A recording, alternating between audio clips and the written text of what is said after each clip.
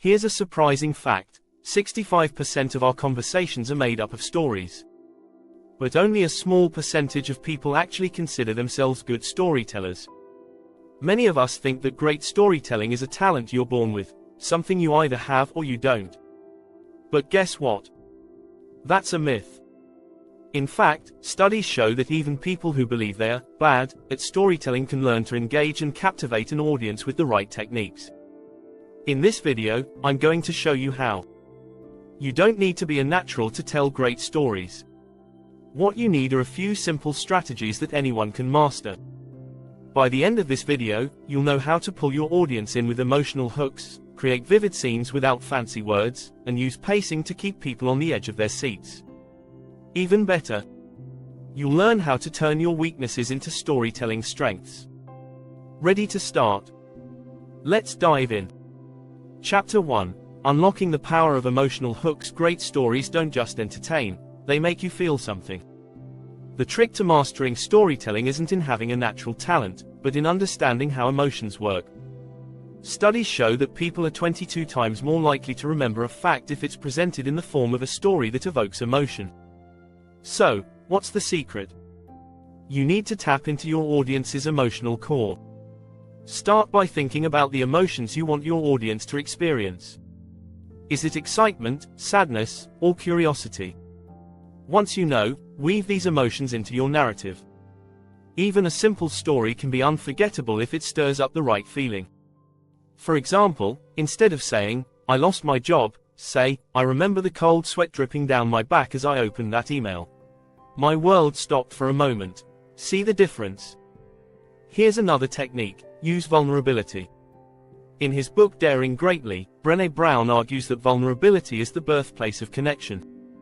When you share stories that show your weaknesses, people feel closer to you. They trust you more. Think of it as a way to emotionally glue yourself to your audience. Another great strategy is to appeal to shared experiences. We all have universal emotions: fear, love, joy, and loss. A story doesn't have to be extraordinary to be powerful. It just has to resonate with what we've all felt at some point. Use phrases like, "We've all been there," or, "I think you know what I mean," to draw the audience in emotionally. And remember, always end with a strong emotional note. Studies from Stanford University show that people remember stories that close with an emotional punch far better than those that don't. Chapter 2: Crafting Visual Worlds Without Fancy Words. You don't need to be a wordsmith to make people see, hear, or feel your story. A lot of people overcomplicate things, thinking they need fancy language to be a good storyteller. But research from Princeton University suggests that simple language is far more effective in engaging the brain. So, instead of using flowery, hard-to-understand words, focus on painting clear and vivid pictures. One easy hack: use sensory details. If you want to describe a place, don't just tell us what it looks like, tell us what it smells like, how it feels, and what sounds fill the air.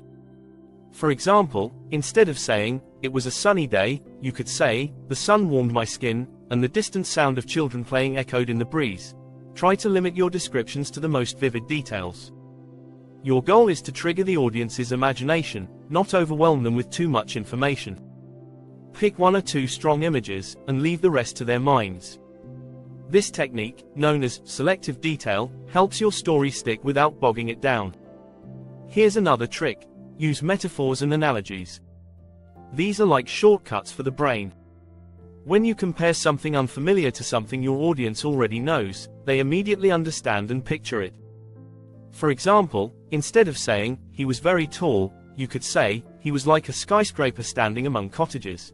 In Made to Stick by Chip Heath and Dan Heath, the authors talk about how unexpected and concrete details help make ideas memorable.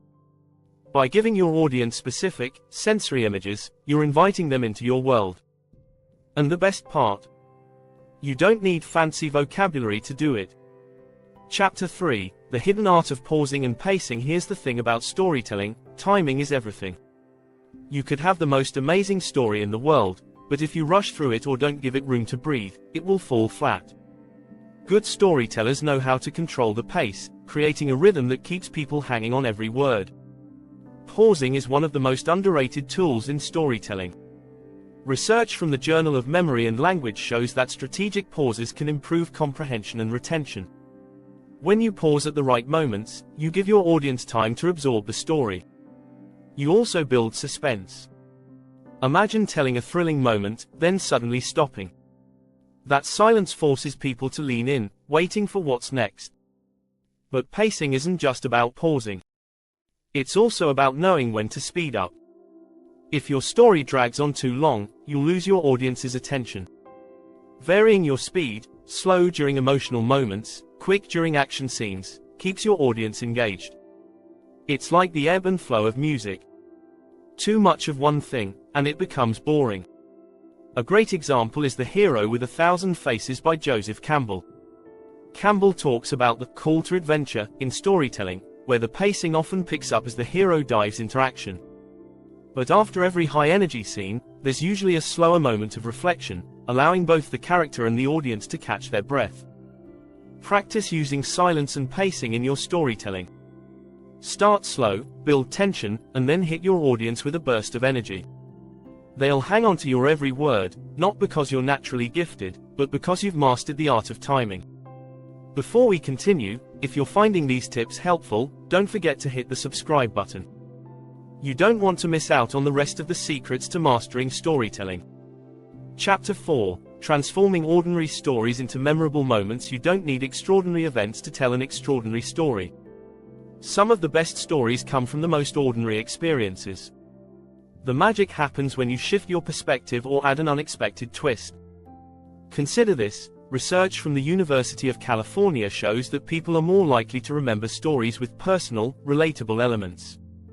A simple event like missing a bus or getting caught in the rain can become a powerful story when framed the right way. It's all about how you tell it.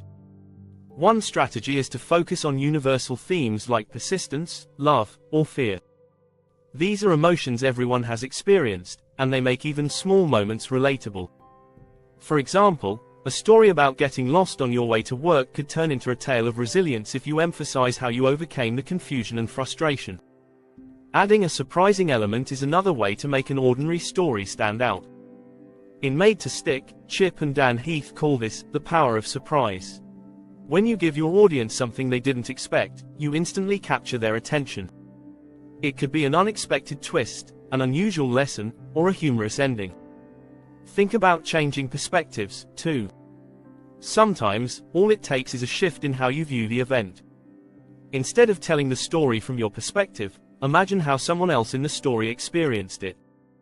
This fresh angle can make the same story feel brand new.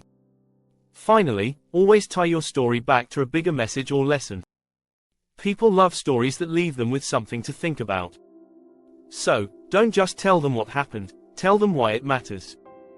That's how you take an everyday moment and make it unforgettable. Chapter 5: Using Character Flaws to Fuel Conflict and Engagement. Perfect characters are boring. It's their flaws that make them interesting, and more importantly, relatable.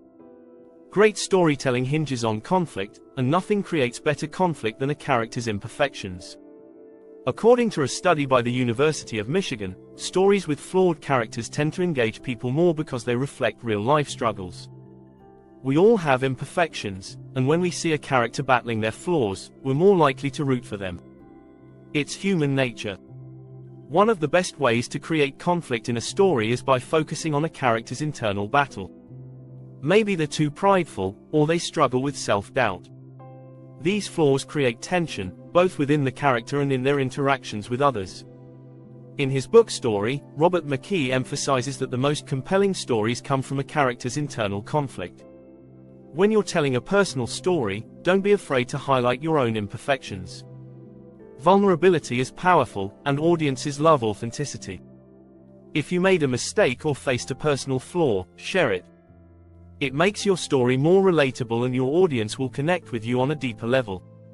Another great trick is to exaggerate your flaws for comedic effect. Humor is one of the best ways to engage an audience, and it often comes from imperfections. Think about comedians, they're masters at turning their flaws into something entertaining. In short, embrace your character's flaws, whether they're your own or fictional. It's the conflict these flaws create that will keep your audience hooked and make your story feel real. If you enjoyed these storytelling tips, don't forget to subscribe for more insights. There's so much more to explore when it comes to mastering the art of storytelling.